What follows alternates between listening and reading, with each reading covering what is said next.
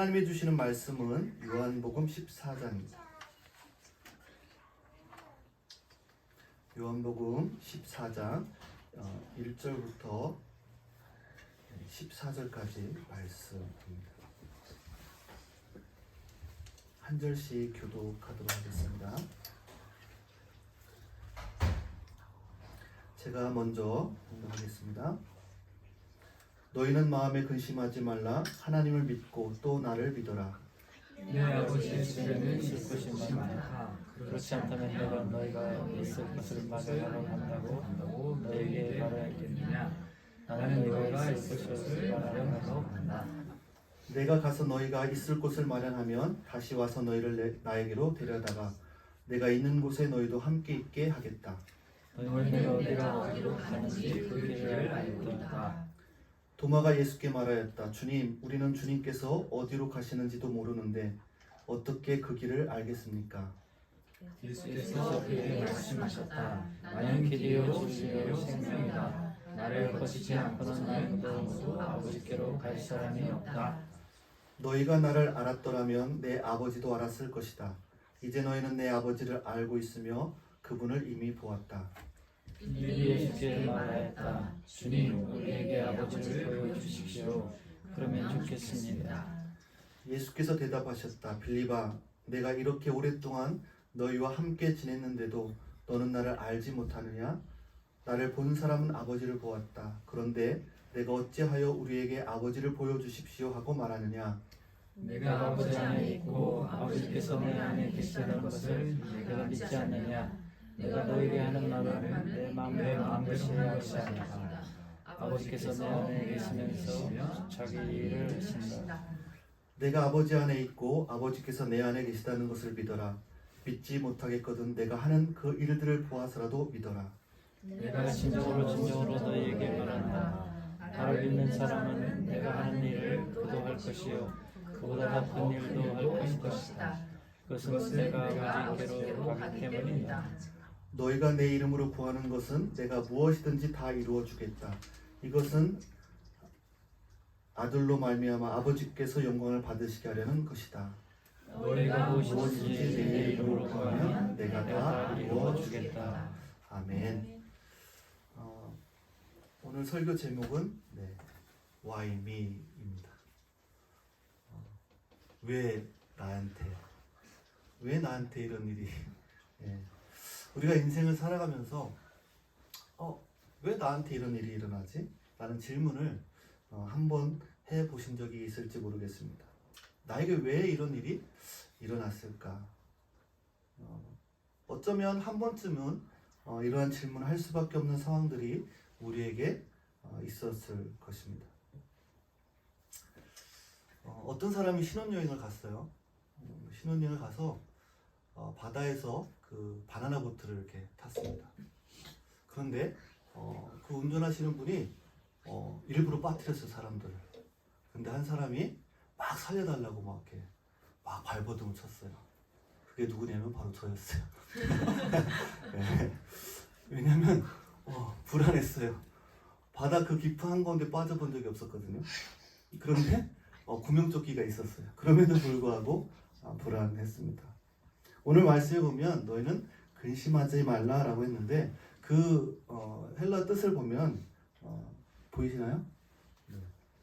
뭐라고 되어 있냐면 뒤흔들다, 요동치게 하다라는 뜻이에요. 이 단어가 다른 데 어떻게 쓰였냐면 근심하지도, 괴로우니, 불쌍히, 두려워하며, 놀람이라, 소동한지라, 놀라, 근심하지, 이러한 의미로 이 단어가 쓰였습니다. 너희는 마음에 근심하지 말라. 우리의 마음이 요동치는 일들이 많이 있는 거예요. 뒤흔드는 일들이 많이 있어서 우리는 쉽게 흔들리고 넘어질 때가 있습니다. 그렇지 않아요? 우리가 너무나도 이 세상을 살아가면서 이런 일들이 많이 있어요. 내 마음이 흔들릴 때가 많이 있어요. 그런데 주님이 단호하게 말씀하십니다. 근심하지 말아라. 그 이유에 대해서 말씀하고 계십니다. 하나님을 믿고 또 나를 믿으라라고 말씀하시는 거예요. 우리가 여러분 제가 물에 빠져서 두려워했던 이유는 뭐냐면 안전하지 못할 거라는 마음이 들었기 때문에 그런 거죠. 우리가 근심하는 이유는 뭐예요? 뭔가 불안한 거죠. 뭔가 나를 지켜주지 못할 것 같고 내가 뭔가 안전하지 못하다는 생각 때문에 그렇다라는 거예요. 그런데 오늘 말씀해 보면요, 하나님이요 우리를 사랑해 주시고 품어 주시고 아까 찬양했던 것처럼 우리를 선택해 주신다고 말씀해 주고 있는 거예요. 우리가 근심하는 이유는 그 하나님을 신뢰하지 못하기 때문이다라고 우리는 말씀을 통해서 보게 됩니다. 우리가 목적지를 모를 때 불안한 거예요. 내가 어디로 가야 될지, 내 인생이 지금 어디로 가고 있는지 모르니까 불안한 거죠.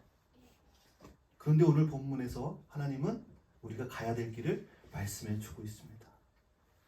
2절에 뭐라고 되어 있냐면 내 아버지 집에는 있을 곳이 많다. 우리가 가는 길이 어디예요? 아버지의 집이라는 거예요. 그곳으로 우리의 인생은 가고 있다라는 거예요.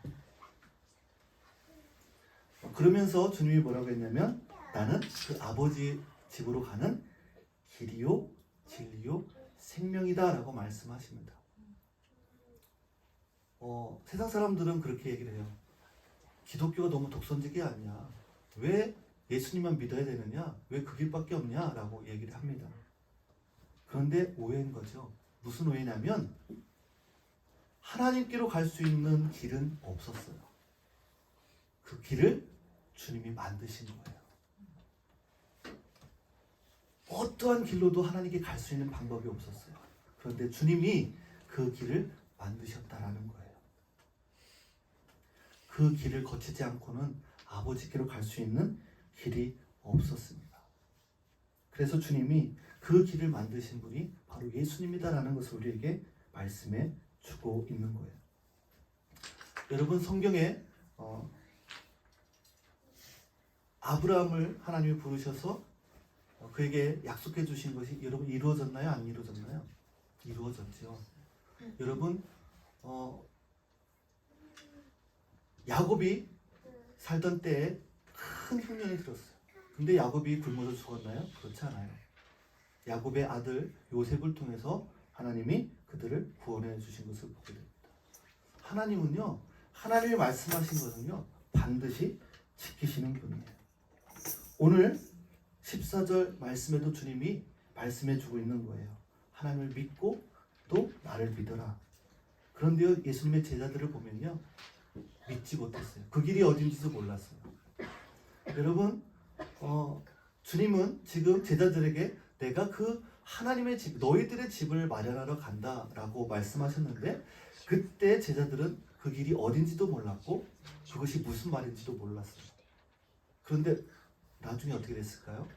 결국 예수님의 제자들은 그 길로 걸어갔던 것을 보게 됩니다. 여러분 우리도 마찬가지예요. 지금 내 길이 어디인지 모를 수도 있어요. 내 인생의 목적길이 어딘지 잘 모를 수도 있어요. 우리의 눈이 열리지 않았기 때문에 보이지 않기 때문에 그 길이 보이지 않기 때문에 두려울 수 있고 근심이 될 수 있어요.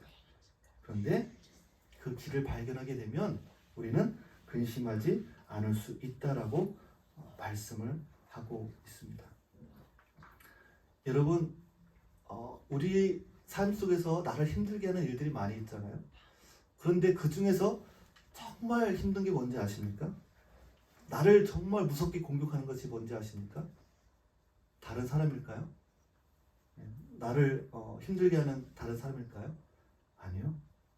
가장 나를 무섭게 공격하는 사람은 바로 나 자신입니다. 하나님을 믿지 못하게 끊임없이 나를 방해합니다.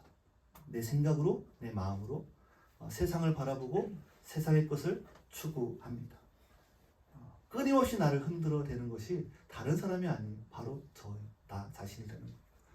하나님 앞에 하나님을 믿고 나가는 그 주님의 길을 가야 되는데 나를 공격하는 나 자신이 가장 무서운 사람이다라는 것을 오늘 말씀을 통해서 우리에게 말씀해 주고 있어요. 이 빌립이라는 사람도 나와요. 8절에. 이 빌립이라는 사람은 어떤 사람이었냐면 여러분 오병이어 알죠? 오병이어. 오병이어가 뭐예요? 오병이요? 많은 사람들이 5,000명 이상의 사람들이 모였을 때 먹을 것이 없었어요. 그때 예수님이 빌립을 시험하고자 말씀하셨죠. 이 사람도 어떻게 해야 될까 했더니 빌립이 뭐라고 했냐면 200데나리온의 돈이 있어야 이 사람들 다 먹일 수 있어요. 그러니까 이 사람은 계산이 굉장히 빠른 사람이었어요. 딱 보면 돈 계산이 빠른 사람이었죠. 굉장히 똑똑한 사람이었죠. 그 사람이 뭐라고 해요? 네가 나와, 예수님이 그 사람에게 네가 나와 이렇게 오래 있었는데 나를 알지 못하느냐? 나를 본 사람은 아버지를 보았다. 그런데 내가 어찌하여 우리에게 아버지를 보여주십시오라고 말하느냐? 라고 말합니다. 그 당시에 예수님이 오셔서 말씀을 증거했고 기적을 베풀었음에도 불구하고 믿지를 못했어요. 주님이 승천하시고 나서 오늘날은 어떻습니까? 주님이 육신을 입고 이 땅에 계시지 않지만 우리에게 말씀을 주셨고 성령을 보내주셨어요. 그런데도 우리는 잘 믿지를 못합니다. 하나님 보여주세요. 정말 하나님이 살아계세요?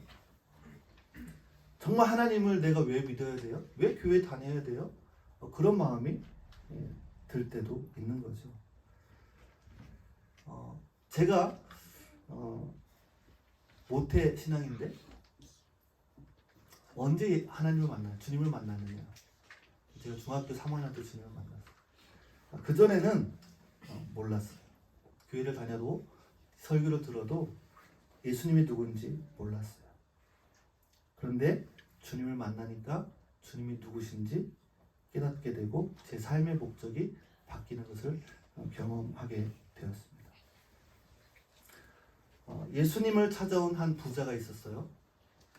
그 부자가 예수님을 영생을 어떻게 하면 얻을 수 있을까요? 얘기했더니 예수님이 뭐라고 했냐면 보통 저 같으면 그럴 것 같아요. 부자가 100억 부자가 교회에 오면 어떨까요? 떠나지 않도록 잘 어떻게 비유를 맞출 수도 있겠죠. 근데 예수님은 그렇게 하지 않으셨어요. 이 재물 다 팔고 가난한 사람 나눠주고 나를 쫓아라 얘기했어요. 그런데 쫓지 않았어요. 그의 마음에는요 주님보다 그 재물이 더 컸기 때문에 그래요. 여러분 오늘날 우리가 예배를 많이 드리고 기도를 많이 하고 성경을 많이 한다고 해서 여러분 하늘나라에 가는 게 아니에요. 오늘 이 본 말씀을 쭉 여러분들이 14장을 읽어보시면 무슨 말씀이냐면 관계에 대해서 얘기합니다. 하나님과의 관계. 하나님을 사랑하니 그러면 너희도 사랑해라. 너희가 나를 사랑하면 내 계명을 지키실 것이다. 그 계명이 뭐예요? 서로 사랑하라라고 말씀하셨어요. 그것을 위해서 예수님이 아버지께 구하겠다라고 말씀을 하고 있습니다. 그러면 교회에서 성령을 보내주셔서 우리를 고와 같이 내버려 두지 않겠다라고 말씀해 주고 있습니다. 우리의 힘으로 할 수 없다라는 거예요. 성령께서 함께 해주셔서 우리를 도우시고 고아처럼 내버려 두지 않는다라고 말씀하고 있습니다.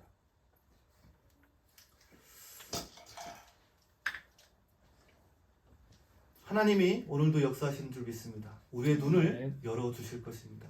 아멘. 우리의 눈이 열릴 때 그 길이 보이면 우리는 근심하지 않게 된다라는 거예요. 아멘. 내가 안전한 길을 내가 걷고 있다라는 것을 깨닫게 되면 어떤 일을 만나도 우리는 안전할 수가 있는 거예요. 우리가 예전에 그런 중고등학교 때 그런 게임도 했었는데 뒤에서 두 사람이 서 있고 한 사람이 그냥 눕는 거예요. 그럼 뒤에서 그 사람들이 받쳐주는 거죠. 근데 뒤에 사람 못 믿으면 어떻게 돼요? 뒤로 못 넘어가겠죠. 하나님은 여러분들을 선택하셨고 여러분들을 끝까지 붙들어 주십니다. 하나님께 여러분들이 떠나지 않으시면 하나님 앞에 붙어 있으면 여러분 하나님은 분명히 그 길을 열어주시고 인도해 주실 줄 믿습니다. 아멘. 오늘 말씀 27절 말씀 한번 읽고 제가 정리하기 원합니다. 27절에 뭐라고 되어 있냐면 나는 평화를 너에게 남겨준다. 나는 내 평화를 너에게 준다. 내가 너에게 주는 평화는 세상에 주는 것과 같지 않다. 너희는 마음에 근심하지 말고 두려워하지도 말아라. 아멘. 아멘. 여러분, 예수님을 믿는다는 것은요, 우리에게 참된 평안을 얻는 길이고 또 구원의 길입니다. 그 예수님의 그 길이 오늘 성령께서 오셔서 그 우리의 눈을 열어주셔서 그 길을 발견할 수 있기를 간절히 축복합니다. 아멘. 기도하겠습니다. 이제 한번 같이 기도할 때요,